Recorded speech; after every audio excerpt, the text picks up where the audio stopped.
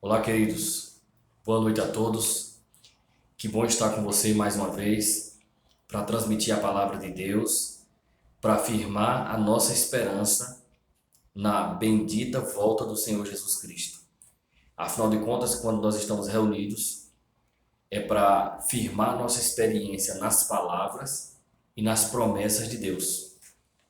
E é por isso que nós estamos aqui nessa noite, para firmar a nossa fé na palavra de Deus e nas promessas de Deus.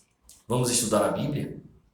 Hoje eu quero compartilhar um tema com você, um tema profético que envolve o profeta Daniel e o profeta João, os livros de Daniel e Apocalipse. Daniel, no capítulo 12 e no verso 4, fala de um livrinho. Pegue sua Bíblia aí para você compartilhar esse texto comigo. Daniel, no capítulo 12. Daniel, no capítulo 12, e no verso 4, diz assim: Tu, porém, Daniel, encerra as palavras e sela o livro, até o tempo do fim. Muitos o esquadrinharão, e o saber se multiplicará.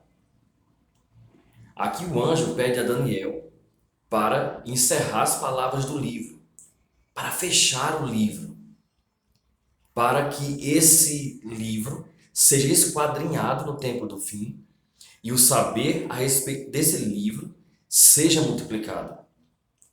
Esse livrinho aqui é uma referência a uma porção específica das visões de Daniel, especialmente a visão de Daniel 8,14, aonde nós temos a maior profecia da Bíblia, a maior profecia, o maior período de tempo, que está denominado por 2.300 dias, equivalente a 2.300 anos. É uma referência direta a Daniel capítulo 8, verso 14. Essas palavras ficariam encerradas por um tempo, mas não para sempre.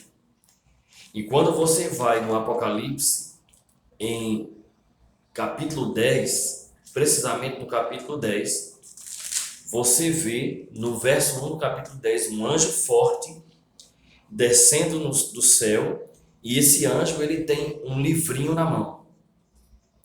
E esse livrinho está aberto. Nós estamos falando do mesmo livrinho, um livrinho que está fechado em Daniel, que é encerrado ali, mas um livrinho que fica aberto, que agora está aberto ao estudo, cumprindo a profecia de Daniel 12,4, em que haveria um momento em que esse livro seria esquadrinhado. E o conhecimento a respeito desse livro seria multiplicado. Um livro fechado em Daniel e um livro aberto no Apocalipse de João. Vamos ver o que significa isso. Vamos ver alguns aspectos históricos e que lições nós podemos aprender a respeito disso. Durante uma porção inicial do século XIX, muitos cristãos eles intensificaram sua busca para compreender o que significavam as profecias de Daniel, especialmente aquela que compreende o maior período profético de 2.300 tardes e manhãs, no verso 14 do capítulo 8. Cristãos batistas, presbiterianos, anglicanos, episcopais, congregacionalistas se envolveram nessa busca. O padre chileno Manuel Lacunza, aqui na América do Sul, foi um dos 70 eruditos do mundo que estavam buscando compreender essa verdade. Especialmente nos Estados Unidos, Guilherme Miller foi o estudioso desta profecia. Por volta de 1843, 1844, Samuel Snow também se junta a ele num cômputo profético que vai cair em 22 de outubro de 1844. E esses cristãos, estudando essas profecias, eles acreditavam que algum evento significativo iria acontecer no fim dos 2.300 anos. Mas esses eventos mencionados por eles variavam entre as mais diferentes ideias. Uns acreditavam que quando esse período profético terminasse, que seria a purificação da igreja, que seria a libertação de Jerusalém e da Palestina, que os judeus retornariam para Israel. Muitos deles acreditavam que o papado seria destruído e que o verdadeiro culto seria restaurado. E é interessante que nenhuma dessas predições ela se materializou. Nenhuma dessas predições se materializou. Mas especialmente eu queria focar no estudo de hoje sobre aquilo que o movimento dos adventistas acreditavam que ia acontecer. O que é que eles esperavam que ia acontecesse? E eles acreditavam que no dia 22 de outubro de 1844, de acordo com os cômputos proféticos que eles haviam feito, especialmente Guilherme Miller e Samuel Snow, eles acreditavam que Cristo voltaria à Terra, que o santuário do verso 14 de Daniel 8 era a Terra, e que a Terra seria purificada e restaurada com a volta de Jesus. E nós sabemos que nesses estudos, eles cometeram equívocos, e eles foram desapontados. Uns desistiram de estudar a Bíblia, e outros continuaram estudando a Palavra de Deus. E eu quero listar com você aqui 3 equívocos que esses adventistas cometeram no início desse movimento profético. Em que é que eles falharam? Jesus Cristo não voltou. Eles saíram decepcionados, desapontados. Mas no que é que eles falharam? O primeiro grande equívoco do movimento do Advento, liderado por Miller, foi que eles marcaram uma data para a segunda volta de Cristo. Quando o próprio Jesus, ele disse em suas palavras que a vinda do Filho do Homem, nem o Filho do Homem sabia, pelo menos naquele momento, mas só o Pai sabia. Não competia ao ser humano marcar uma data, e eles cometeram um equívoco. Somente o Pai sabe a hora do dia e a volta de Jesus, de acordo com Mateus capítulo 24, verso 36. Mesmo assim, os adventistas daquele movimento se prepararam para encontrar Jesus. E eles enfrentaram uma vergonha e enfrentaram um fracasso naquele momento. Mas eles também cometeram um outro equívoco. Eles desenvolveram uma doutrina chamada porta fechada, em que as únicas pessoas que teriam acesso à salvação seriam as pessoas que tiveram ou que se apegaram à mensagem da segunda volta de Jesus até aquela data de 1844. Somente esses seriam salvos. Por isso que eles decidiram concentrar o seu trabalho de evangelismo apenas entre os mileritas. Mas Deus teve misericórdia deles, porque enquanto eles concentravam esse trabalho dos mileritas, eles tiveram a oportunidade também de repensar aquilo que eles estavam ensinando, a pregação que eles estavam fazendo. Eles precisaram repensar. E isso foi um outro equívoco. O terceiro equívoco deles foi que eles não sabiam que a doutrina da Trindade, como nós a conhecemos hoje, eles não tinham noção completa dela. E eles acabaram negando a Trindade. A compreensão deles de Pai, Filho e Espírito Santo não era plena. Mas à medida que eles começaram a estudar, orar, discutir o assunto e buscar de maneira fervorosa, a luz foi sendo revelada de maneira mais plena. E Deus foi firmando os passos de seu povo. Deus foi firmando os passos de seu povo. Algo interessante nesses equívocos que eles cometeram e também na busca pela compreensão mais plena é que eles começaram também a olhar para as profecias usando o tema do santuário. E veja que interessante, nós sabemos que eles também cometeram um equívoco de imaginar que o santuário a ser purificado era a terra. E com a ajuda de Hiram Edson e a profunda impressão que ele recebeu caminhando pelo milharal, eles entenderam que o santuário a ser purificado não era a terra, e sim o santuário celestial. E esse foi mais um equívoco resolvido. No capítulo 24 do livro Grande Conflito, Ellen White diz que o assunto do santuário foi a chave para que os pioneiros desvendassem o mistério do desapontamento de 1844. Vamos explicar um pouquinho melhor isso aí. Se você olhar para a maneira como as pessoas estudam a Bíblia hoje, poderíamos citar aqui duas maneiras. Compreender a Bíblia através das coisas que se falam a respeito da Bíblia, ou de pressupostos filosóficos fora da Bíblia, ou compreender a Bíblia partindo de pressupostos da própria Bíblia. E foi justamente essa segunda opção que os pioneiros adventistas seguiram. Eles começaram a compreender as profecias bíblicas partindo de um pressuposto bíblico, partindo de uma chave bíblica, que nesse caso foi o santuário. Eles acertaram nesse ponto, porque tentar interpretar a Bíblia partindo de pressupostos fora dela pode levar a caminhos equivocados.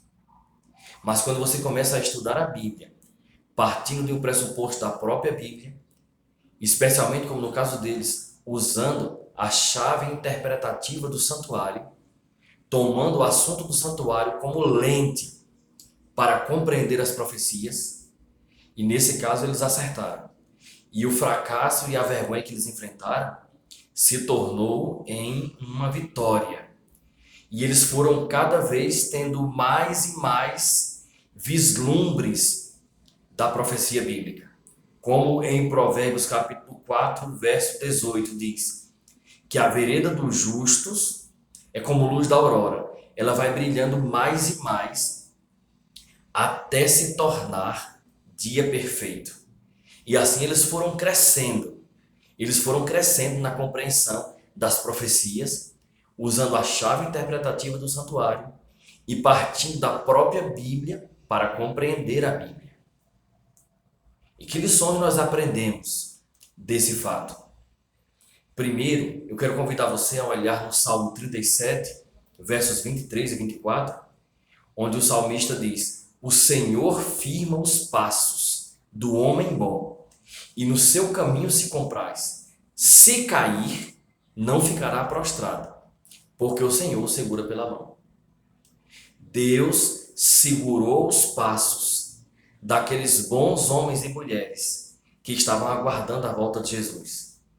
E é fato que eles caíram em desapontamento, eles caíram por causa dos seus equívocos, eles falharam. Mas Deus não os abandonou. Deus não permitiu que eles continuassem seu caminho sozinhos. E no Apocalipse capítulo 10, isso é confirmado aqui a partir do verso 9, quando João diz: fui, pois, ao anjo, dizendo-lhe que me desse o livrinho. Então ele me falou: toma-o e devora-o. Certamente ele será amargo ao teu estômago, mas na tua boca doce como mel. Ou seja, a profecia diz que eles ficariam felizes de encontrar uma mensagem que trouxesse alegria e esperança para eles. Mas a profecia também diz que essa mensagem, esse livrinho devorado por João, se tornaria amargo no estômago. E eles se decepcionaram. E o verso 10 confirma que isso acontece. João diz: tomei o livrinho da mão do anjo e o devorei. E na minha boca era doce como mel. Era uma mensagem poderosa de esperança da volta de Jesus. Quando, porém, ele o comeu, o estômago ficou amargo. Essa figura do livro sendo comido por João, na boca doce como mel e no estômago amargo, é uma figura interessante para explicar o que aconteceu com o movimento do Advento. Eles se equivocaram e acabaram sendo desapontados, mas Deus não os abandonou. E o verso 11 de Apocalipse 10 diz: então me disseram, é necessário que ainda profetizem outra vez a respeito de muitos povos e nações. O que significa isso? Deus continuou guiando aquelas pessoas. Eles começaram estudando a Bíblia, um grupo muito pequeno, para rever aonde eles tinham errado. E Deus guiou, conforme ele prometeu no Salmo 37, os passos daqueles bons homens e daquelas mulheres. Deus compreendia que eles haviam caído em equívoco, mas Deus segurou eles pela mão. Quando nós olhamos para a história da Igreja Adventista, nós percebemos que muitas falhas podem acontecer. Seres humanos pecadores, de natureza caída, podem cometer falhas. Mas se esses homens estiverem apegados a Deus, Deus os segura pela mão. E Ele sempre levanta seus filhos e firma os seus passos. Deus sempre levanta seus filhos e firma os seus passos. Se esses o buscarem de coração humilde, se esses o buscarem de verdade. E eu quero fazer um apelo para você.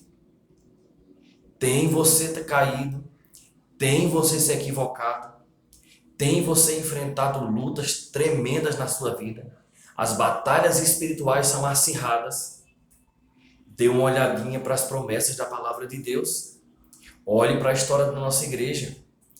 Apesar dos equívocos cometidos, apesar das falhas, eles buscaram a Deus de coração humilde.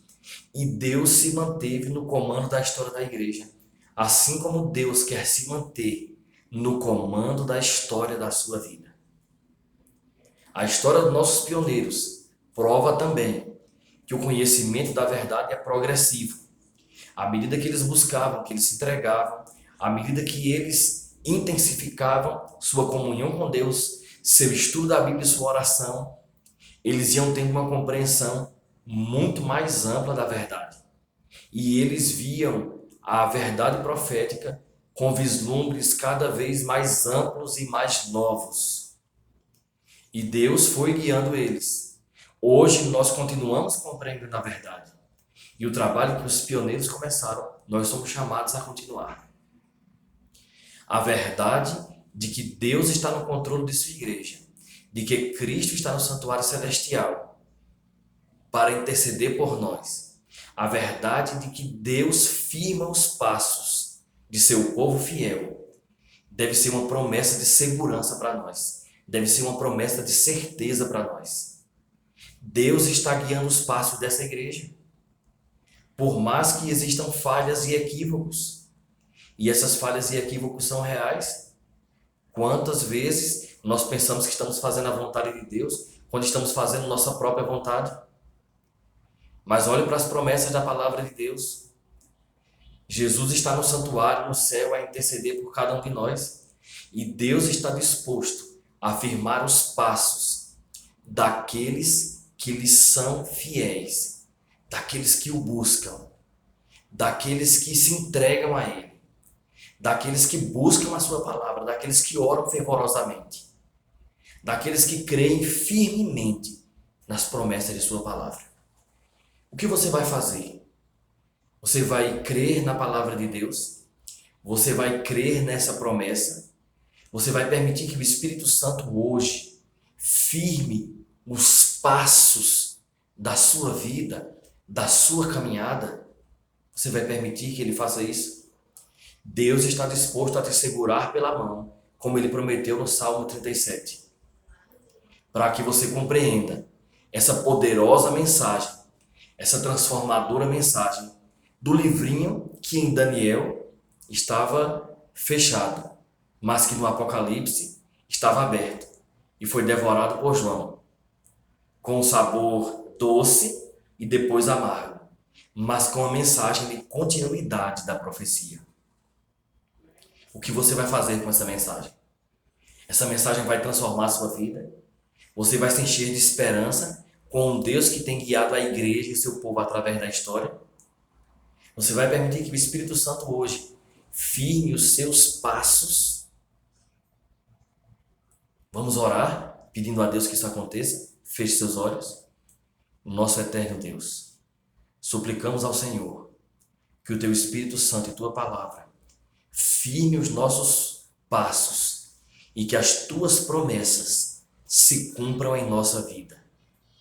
Que o Senhor continue no comando da Tua igreja e que bênçãos poderosas sejam derramadas. Que nossos passos estejam firmes e que Tuas promessas sejam reais em nossa vida. Nós louvamos o Teu nome e Te agradecemos em nome de Jesus Cristo. Amém. Que Deus abençoe a todos. Que benção. A gente se encontra em breve, tá bom?